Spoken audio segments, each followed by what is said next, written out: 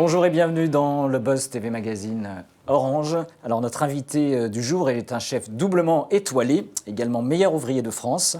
Il est devenu depuis 3 ans et demi également une figure du petit écran, où il s'est attaqué avec fougue et son franc-parler et passion également aux hôtels et aux cuisines. Depuis lundi, vous le retrouvez également sur M6. Il parcourt les routes de France à la recherche du meilleur cuisinier, apprenti cuisinier même, qui aura le bonheur de participer au prochain Top Chef, toujours sur la chaîne M6.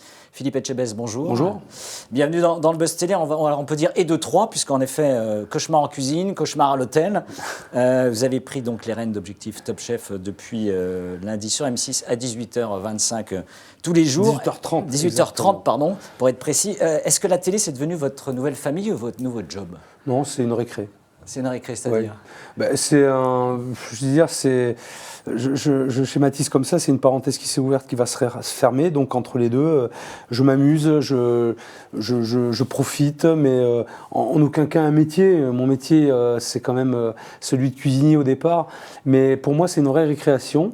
Et je prends énormément de plaisir, en tout cas, à participer à tout ça. Et je crois que tant que ça durera, voilà, je profiterai de ça, oui. Mais la notion de plaisir, pour moi, est importante, justement. Je ne suis pas dans la contrainte et je m'amuse. Je pense que c'est peut-être aussi pour ça que ça fonctionne, parce que, justement, je ne suis pas dans le truc, quoi, si vous voulez. C'est vraiment, voilà, je pense ça un peu de manière très légère, mais avec beaucoup d'enthousiasme. Alors je l'ai dit, vous serez aussi présent dans Top Chef, c'est en janvier prochain. A priori, vous êtes en plein tournage actuellement. Ouais. Vous aviez affirmé, vous venez de le dire, que la télé devait être qu'une parenthèse dans votre carrière. Croix de bois, croix de fer, si je mange, je vais en enfer, vous diriez? Oui, non. Vous êtes vraiment sur une parenthèse? Oui. Vous savez, à un moment donné, ça s'arrêtera. Quand les gens en auront marre de voir ma tronche, je pense que ça fait partie du jeu aussi. Après, je crois que le tout, c'est de savoir aussi peut-être s'arrêter au bon moment. Mais aujourd'hui, c'est tellement nouveau pour moi, c'est tout frais encore. Donc, je ne suis pas à penser à ça. Mais de toute façon, je sais bien qu'à un moment donné, ça s'arrêtera. Objectif Top Chef a séduit jusqu'à 2 millions de téléspectateurs, 1,5 million à 2 millions, donc ce qui sont de très bons scores sur cette période de l'Access Prime Time, comme on l'appelle. Il paraît. Pourquoi avoir accepté justement Objectif Top Chef? Objectif Top Chef, finalement, ça montrait un petit peu une autre facette de ma personnalité, puisqu'on me connaît comme un chef un peu râleur, gueulard, qui rentre un peu dans la tronche des gens. Après, c'est toujours, je l'explique toujours, et c'est toujours justifié, c'est jamais gratuit de toute façon.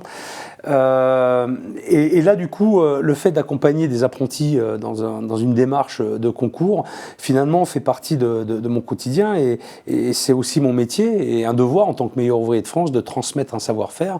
Et là, du coup, forcément, j'ai accepté, parce que c'était vraiment dans une espèce de logique qui montrait, voilà, ce que je disais, une autre facette de ma personnalité. C'est la transmission, en l'occurrence, qui vous a attiré sur Absolument, cette la transmission m'anime beaucoup, et c'est un devoir en tant que meilleur ouvrier de France. Donc j'ai été ravi de faire cette émission, ça a été une belle aventure, et j'étais enthousiasmé par tous ces jeunes qui sont, pour le coup, investis, passionnés, avec beaucoup d'énergie, et j'ai été impressionné par la qualité des plats qui m'ont servi, parce que moi je crois pas, j'en suis sûr, mais c'est qu'à l'orage, franchement, je sortais pas des trucs comme ça.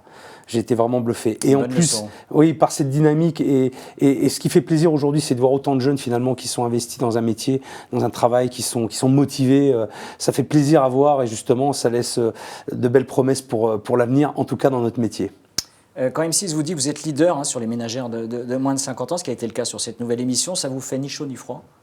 Oh ben non, ça fait plaisir, je vais pas vous dire le contraire. Effectivement, c'est vrai que je suis pas à l'affût des résultats. On m'avait posé la question, l'objectif qu'on m'avait fixé par rapport aux audiences.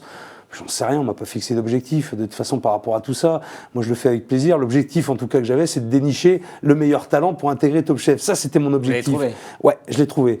Et je peux vous dire que ça a tapé fort. Est-ce qu'Objectif Top Chef, c'est d'une certaine manière une belle rampe de lancement justement pour le prochain Top Chef? Vous serez l'un des nouveaux jurys, je le rappelle, aux côtés de Jean-François Piège, Hélène Darroze et Michel Saran.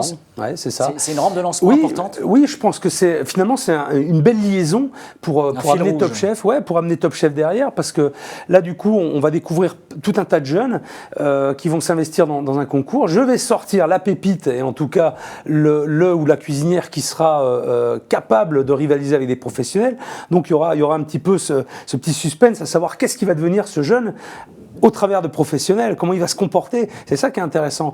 Après, par rapport à Top Chef, je pense qu'en plus il y aura une nouvelle approche et une nouvelle dynamique, et en tout cas moi c'est ce que je souhaitais, c'était d'être plus au contact avec les candidats, et être aussi dans l'accompagnement, et pas se contenter, si vous voulez, de juger.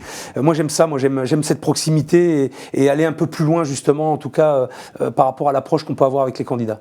Un nouveau jury, est-ce que ça veut dire que Cyril Lignac, un des anciens membres, Guylaine Arabian ou Christian Constant, étaient dépassés? Vous avez besoin de 109? Non, on ne peut pas dire ça. Je crois que après, je crois que déjà ils avaient des activités qui ne leur permettaient plus de pouvoir continuer le programme, et c'est tout à fait compréhensible.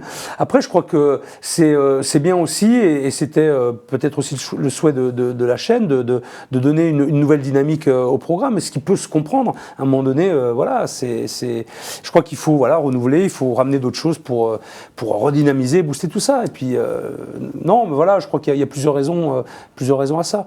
Mais en tout cas, moi, je suis très content, je m'amuse beaucoup, et avec Michel, Hélène et Jean-François, c'est vrai que l'équipe est plutôt sympathique. On est tous différents, justement, on a des approches très diverses, et ce qui fait la richesse aussi de ces membres de jury, mais ce qu'il était aussi avant. Quelle place, finalement, va rester dans votre agenda pour Cauchemar en cuisine, qui revient donc, je crois, début décembre sur une première diffusion? J'ai appris ça aussi, effectivement. J'en ai tourné un au mois de septembre parce que j'avais un creux, effectivement. Donc, de toute façon, il y a Cauchemar en cuisine reste le programme, pour moi en tout cas, de référence, puisque c'est avec ça que j'ai commencé. Et j'ai un planning qui est prévu déjà jusqu'en juillet l'année prochaine, avec des enregistrements, mais à raison de 5 jours par mois, donc ce qui est assez gérable par rapport à mes prochaines activités. Donc, aussi. L'aventure de Cauchemar se poursuit. Absolument. Sur M6. Alors on voit qu'il y a pléthore d'émissions consacrées à la cuisine. Quel regard vous portez sur certains de vos confrères à la télé? Par exemple, Yves Cantbord, qui a quitté récemment d'ailleurs MasterChef. Oui.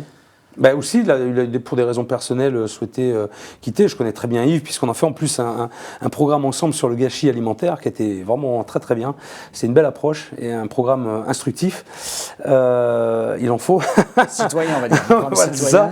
Et il en faut. Non, mais après, je crois que c'est le choix de chacun de vouloir arrêter et puis de passer à autre chose. Après, ça se discute pas. Hein. Cyril Lignac, qui incarne en ce moment le meilleur pâtissier. Oui, Cyril, lui aussi, il a levé le pied parce que justement, il a beaucoup de choses aussi à côté.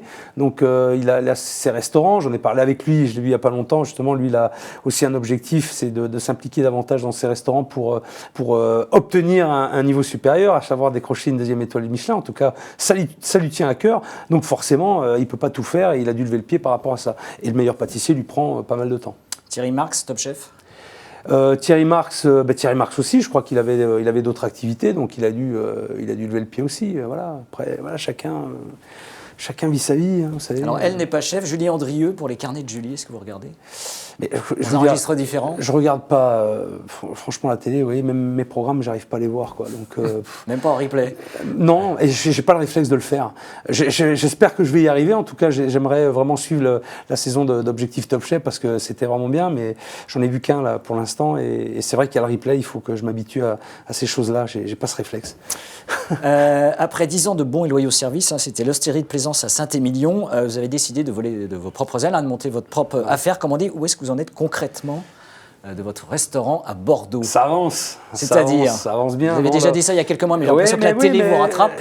Non, la télé me rattrape pas. C'est que, vous savez, les négociations sont toujours un petit peu longues. Après, il y a l'administratif. C'est pas simple non plus. Donc, c'est en cours.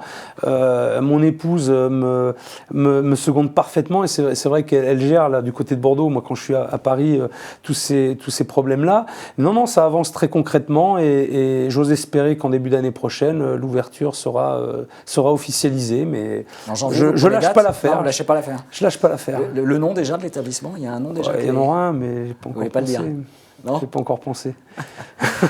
Philippe Etchebest, merci d'être venu dans le Buzz. Donc tous les soirs sur M6 à 18h30. Hein, donc Objectif Top Chef, et on vous retrouvera également dans Top Chef en janvier.